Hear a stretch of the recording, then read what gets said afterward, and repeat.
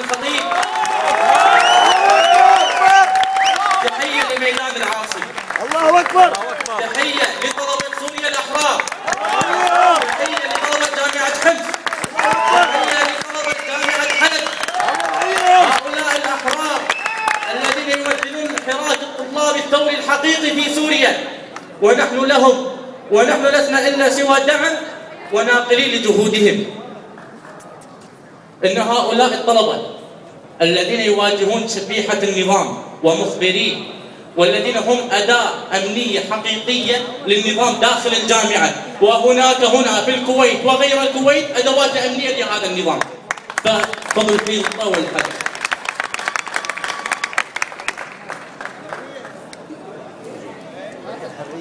نحن اليوم في الهيئة التنفيذية للاتحاد الوطني لطلبة الكويت بمجهودنا الدولي والعلاقات الخارجية قمنا بتجميع أكثر من 30 منظمة طلابية عربية في جميع الدول العربية لإصدار بيان موحد دعم لشباب واتحاد طلبة سوريا الأحرار، والذي بإذن الله سيختلط به كممثل صحي وشرعي لجميع الطلبة السوريين في الداخل والخارج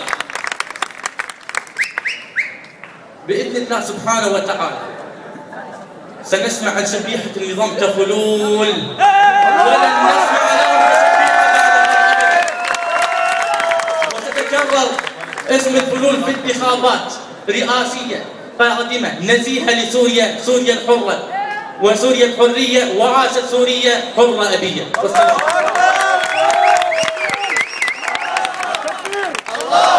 مكتوب على علمنا بشار خاين وطننا. مكتوب على علمنا بشار خاين وطننا. مكتوب على الروسية بشار خاين سوريا. مكتوب على الروسية بشار خاين سوريا.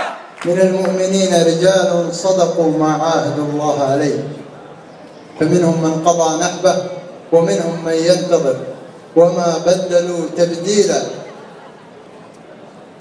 كلمة لعضو مجلس الأمة الدكتور عدو الكافرين وليد الطبطباني. الله أكبر.